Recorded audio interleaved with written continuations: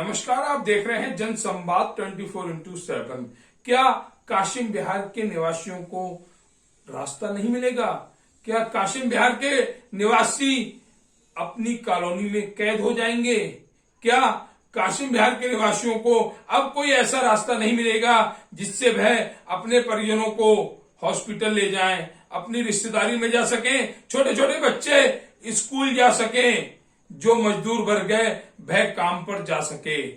NHAI के अधिकारियों ने ऐसा ही सोच रखा है कि हम काशिम बिहार के निवासियों को रास्ता नहीं देंगे, उन्हें देंगे तो सिर्फ आश्वासन। और 4 दिन पहले हुए विरोध प्रदर्शन के बाद आज हुए विरोध प्रदर्शन से ये संकेत मिल गए हैं, जहां कॉलोनी वासियों को एनएचएआई के अधिकारियों ने मिलने का समय दिया था, अधिकारी नहीं पहुंचे क्योंकि उन्हें पता है ये गरीब लोग क्या कर लेंगे।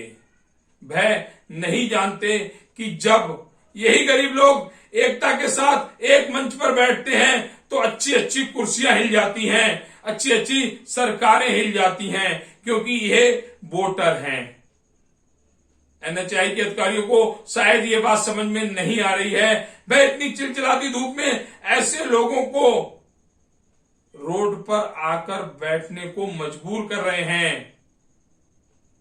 वह ऐसे लोगों को रोड पर बिठा रहे हैं जो अगर आक्रोशित हो गए तो एनएचएआई के अधिकारियों के लिए सोचना मुश्किल हो जाएगा कि हमने इनके साथ सही किया या गलत, हमने इन्हें बंधक बनाकर कोई अच्छा कार्य किया या गलत। ऐसे बहुत सारे सवाल हैं जिनका जवाब देना एनएचएआई के अधिकारियों को मुश्किल ही नहीं नामुमकिन हो जाएगा। वहीं प्रशासन के अधिकारी भी इस विरोध प्रदर्शन में जनता के साथ खड़े नहीं हो रहे हैं, जबकि जनता की मांग जायज है, नाजायज नहीं। वह अपने लिए रास्ता मांग रही है, किसी के घर का रास्ता बंद नहीं कर रही है, जो एनएचएआई के अधिकारियों ने किया है। हम यही अपील करते हैं प्रशासन के उन सभी अधिकारियों से कि काशिम बिहार के निवासियों की बात सुनी जाए। बात किसी एक परिवार की नहीं है, बात किसी 5 परिवार की नहीं है, बात 70,000 से 1 लाख लोगों की है, जिन्हें अपने काम पर भी जाना होता है, जिनके माता पिता को अस्पताल भी जाना पड़ता है, जिनके छोटे बच्चों को स्कूल भी जाना पड़ता है। अगर ऐसे लोगों का रास्ता बंद कर दिया जाएगा तो ऐसे लोग कहां जाएंगे? मजबूर होकर विरोध प्रदर्शन ही करेंगे, जो काशिम बिहार के लोग कर रहे हैं। समय रहते अधिकारी इन्हें रास्ता दें, जिससे कि यह विरोध प्रदर्शन एक आंदोलन का रूप ना ले ले। बात 1 लाख लोगों की है। अगर वह 1 लाख लोग, उनके परिवार रोड पर आ गए तो एनएचएआई के अधिकारियों को संभालना मुश्किल ही नहीं नामुमकिन होगा। इसलिए इस विरोध प्रदर्शन को आंदोलन ना बनाए और इनकी मांग को सुनते हुए इन्हें जल्द से जल्द एनएचएआई के अधिकारी रास्ता दें, जिससे कि इन 70,000 से 1 लाख लोगों को काम पर जाने में सहूलियत हो, छोटे बच्चों को स्कूल जाने में कोई परेशानी ना हो, किसी को हॉस्पिटल जाने में किसी दिक्कत का सामना ना करना पड़े।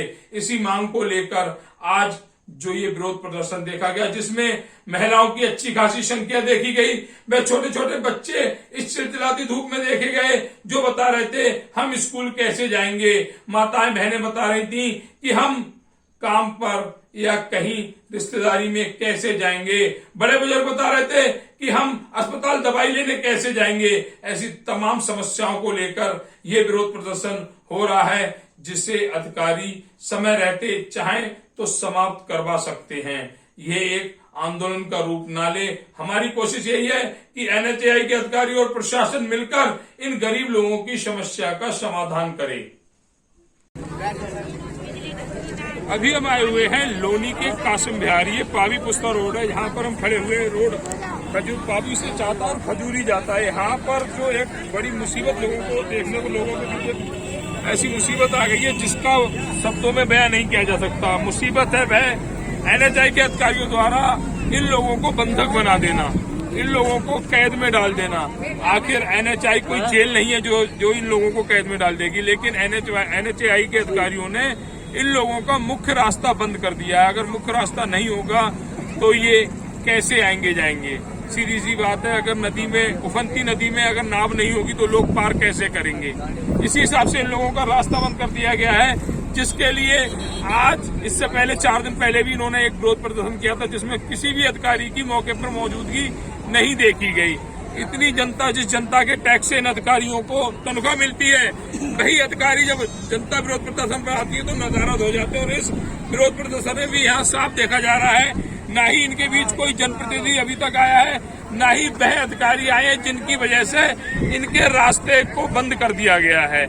ऐसे बहुत सारे सवाल हैं और बहुत सारी जनता है, उसी जनता से पूछेंगे कि आखिर अब वे इस मुसीबत का सामना कैसे पड़ेंगे। क्या NHAI के अधिकारियों से कोई उनकी बातचीत हुई है? क्या कोई अधिकारी उनके बीच आया है, या उनका कोई भी जनप्रतिनिधि उनकी समस्याओं को सुनने यहाँ तक आया है? जिन्हें इन्होंने रहनुमा बनाया था, वो रहनुमा कहाँ लापता है? क्या AC के कमरों में बैठकर ही फैसले करेंगे, या अपनी जनता के बीच आएंगे जो इस तड़कती हुई धूप में यहाँ पर रोड पर बैठा हुआ है? वह महिलाएं बैठी हुई है, महिलाओं के साथ छोटे छोटे बच्चे बैठे हुए हैं, जो घर से बाहर निकलना पसंद नहीं करते हैं, इस वक्त में इस चिलचिलाती धूप में रोड पर बैठे हुए हैं। और अधिकारियों का, जनप्रतिनिधियों का और इनके रहनुमाओं का दूर दूर तक कहीं अता पता नहीं है। वह शायद AC कमरों में बैठकर अपने मुखबरों से सूचना ले रहे होंगे कि वहां पर कितनी भीड़ इकट्ठी हो गई, इतनी भीड़ से क्या होगा, क्या ये भीड़ रास्ता ले पाएगी। ऐसे सवालों के जवाब उनके मुखबरों अपने चमचों से ले रहे होंगे। लेकिन यहाँ धरातल पर आकर जिस जनता ने उन्हें अपना रहनुमा बनाया है, उनको देखने के लिए किसी के पास फुर्सत नहीं है। बड़ा सवाल है कि वह रहनुमा क्या वह उस इज्जत को पाने लायक है, इस जनता के बीच आकर माला को पहनने लायक है, जो अपनी जनता को नहीं देख सकते, इनकी समस्याओं को नहीं सुन सकते, इनके बारे में जानकारी नहीं रख सकते। और वह अधिकारी जो इसी जनता के पैसे से अपने घर चला रहे हैं, अपनी तिजोरियां भर रहे हैं, उनको इतनी फुर्सत नहीं है कि जनता के बीच आकर समस्याओं को सुन सके। छोटे छोटे बच्चे देखे जा रहे हैं विरोध प्रदर्शन में, बूढ़ी बूढ़ी बुजुर्ग महिलाएं देखी जा रही हैं, छोटे छोटे बच्चे महिलाओं के साथ देखे जा रहे हैं, हमारे बड़े लोग, बुजुर्ग लोग बैठे हुए हैं, जो जिन्हें घर में बैठना चाहिए, पंखे के नीचे, कूलर के नीचे सामने बैठना चाहिए, वह चिलचिलाती धूप में यहाँ पर बैठे हुए हैं। मतलब समस्या बड़ी है, और उस समस्या को सुनने के लिए अधिकारियों को, इनके रहनुमाओं को यहाँ पर आना होगा, तभी ये लोग यहाँ पर उठेंगे।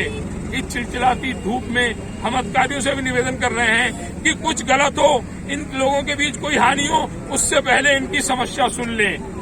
उनके लिए भी अच्छाई है और उन रहनुमाओं के लिए भी अच्छाई है, जो वोट मांगते समय इनके आगे हाथ जोड़ते हैं, और आज इनके सामने आने से उन्हें डर लग रहा है। अगर डर नहीं लग रहा होता तो अब तक यहाँ पर उनके चेहरे दिखाई दे जाते, लेकिन किसी का कोई अता पता नहीं है। ये जनता है, जनता का ही सवाल है कि कौन सुनेगा, किसे सुनाए, इसलिए चुप रहते। और चुप कब तक रहेंगे? जब पानी गले से ऊपर आ जाता है तो चिल्लाना पड़ता है, तैरने के लिए हाथ पैर मारने पड़ते हैं, और आज ये जनता वही कर रही है। यहाँ पर बहुत सारे लोग बैठे हुए हैं,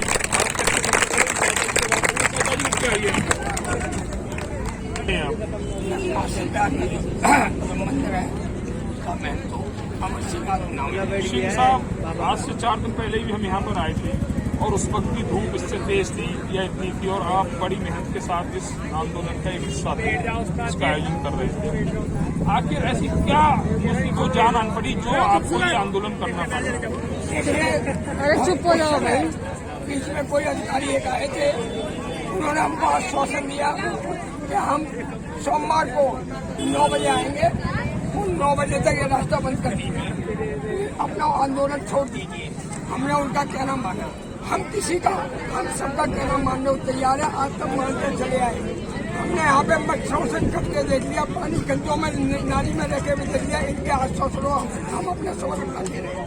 ये अब सबर का बांध टूट रहा है। सोमवार था, 9 बजे का समय दिया, 11-12 बजे में किस तरह बैठी हुई है, इनका दुख कोई पहचाना। वो अधिकारी आए तो ये बताओ दुख कैसे होता है, क्योंकि वो तो ऐसे कमरे लगे हुए हैं, ये हम झटक ले रहे हैं। अब हम उनको, अब तक तो जो हो गया शांति, हम अब भी कर रहे हैं, हमारा बांध शांति का बांध को मत टूटने दो, मत टूटने दो, मत टूटने दो। अगर ये बांध टूट गया तो ये सैलाब बहुत दूर तक जाएगा, बहुत सैलाब दूर तक जाएगा। अगर किसी प्रकार प्रशासन कहता है हम चुपचाप सहन करते रहेंगे, हम चुपचाप हाथ जोड़ के भी सहन करते रहेंगे, लेकिन देखिए हम कोई नादान मांग कर रहे हैं क्या? हमारा अधिकार है, रास्ता नहीं दोगे क्या? अगर ताला तुमने लगा दिया है तो ताले की कुंजी भी तो तुम ही दोगे, चाबी तुम ही दोगे। अगर ताला तुमने रास्ता बंद कर दिया, हम कहाँ जाएंगे? ये किसी ने अपनी टूम बेची है, किसी ने अपनी चीज बेची है, किसी ने अपना जमीन बेच के आया है, ये 30 गज का 50 गज का मकान लिया है। हमारे बच्चे कैसे जाएंगे पढ़ने के लिए? रास्ते बंद कर दिया। ये कहाँ का वो है? ये सौतेला व्यवहार है। सभापुर गाँव है, उन्होंने लड़ झगड़ के भैया सब चीज की ताकत थी, उन्होंने रास्ता ले लिया। एक कॉलोनी के साथ आगे भी रास्ता मिल गया, इस कॉलोनी को रास्ता क्यों नहीं मिल रहा? अगर मैं आपसे भाई इनका साथ है, अगर रास्ता नहीं मिला, चाहे 1 दिन 2 दिन 3 दिन में धंधा दूंगा और चौथे दिन गोली खाने के लिए भी पीछे नहीं हटूंगा। सब इनका साथ चाहिए, सबसे आगे मैं रहूंगा। ये मेरे भाई खड़े सारे मेरे साथ हैं और मैं हटूंगा नहीं। जब तक रास्ता नहीं मिला तब तक मैं हटूंगा नहीं यहाँ से।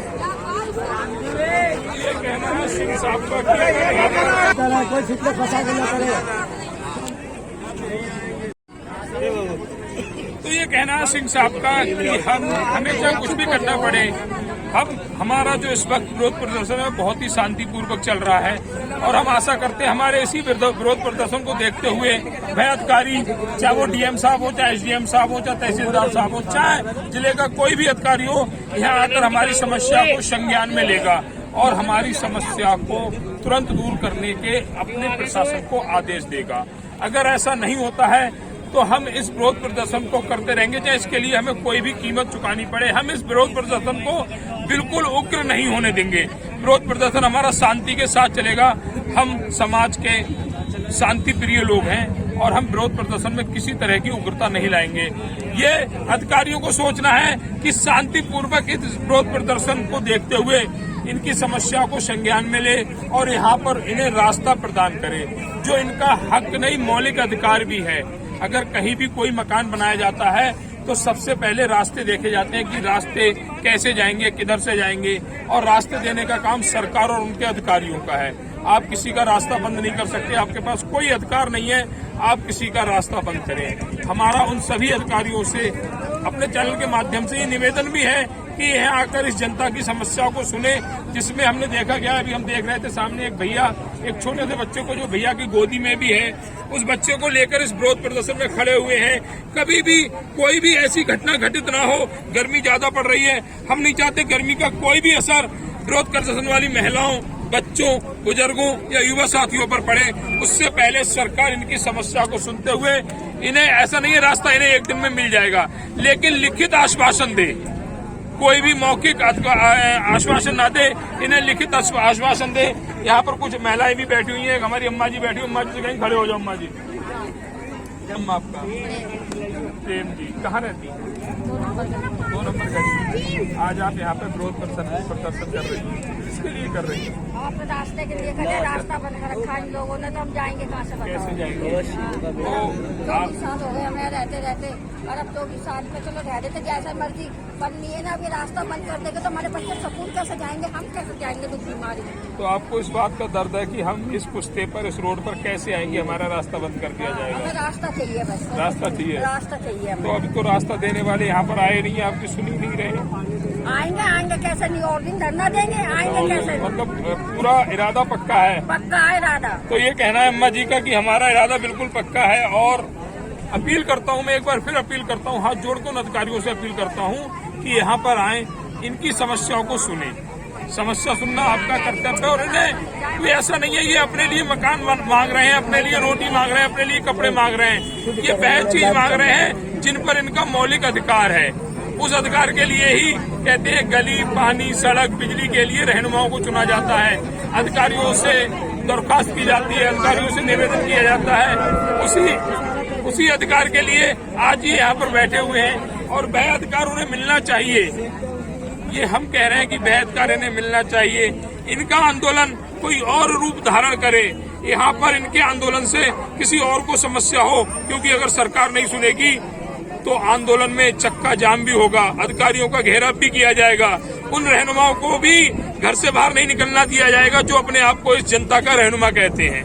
अगर ऐसे किसी कार्य पर ये उतारूं उससे पहले इनकी समस्या को सुन लिया जाए। ऐसे तमाम लोग यहाँ पर बैठे, एक चाचा जी बैठे, हम कहेंगे थोड़ा सा खड़े हो जाएं। अपनी जगह पे तुल जी कहाँ रहते हैं? काशिम बिहार में। कब से रह रहे हैं? 20 साल हो गए। तो 20 साल में इस समस्या का समस्या है सामना अभी करना पड़ा, इससे पहले भी करना पड़ा? अभी करना पड़ा है। समस्या क्या है? रोड तो बहुत चौड़ा दे रहे हैं आपके लिए। अच्छा, आपके लिए नहीं है, आपका रास्ता बंद कर दिया। अच्छा, तो जब रास्ता बंद कर रहे थे तब आपने ऐसे अधिकारियों को पकड़ के क्यों नहीं बिठाया? अच्छा, कोई आता ही नहीं है। तो ये भी बहुत बड़ी समस्या है कि कहते हैं कि जब जरूरत पड़ती है तभी समस्या की तरफ ध्यान जाता है। अगर समस्या, ऐसा नहीं है अधिकारियों की गलती है, कहीं ना कहीं थोड़ी बहुत गलती इस जनता की भी है। जनता जो प्यार में बेचारी मारी जाती है, जनता जो भरोसे पर अपने आप पता नहीं क्या क्या कर लेती है, उसी जनता को किस तरह से छला जा रहा है ये जनसमूह बता रहा है। यहाँ इस धूप में बैठा हुआ इस तरह से जनसमूह को छला जा रहा है। और किसके लिए?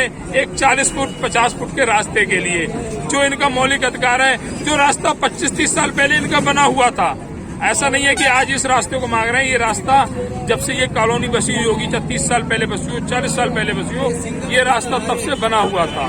और उसके बाद आज जब यहाँ पर विकास का रूप दिखाया जा रहा है तो इन लोगों के विनाश करने पर ये अधिकारी और ये सरकार और सरकार के अधिकारी तुले हुए हैं। ऐसी समस्याएं बहुत हैं। हम कहेंगे कुछ लोग और खड़े हो जाइए अपनी जगह पे।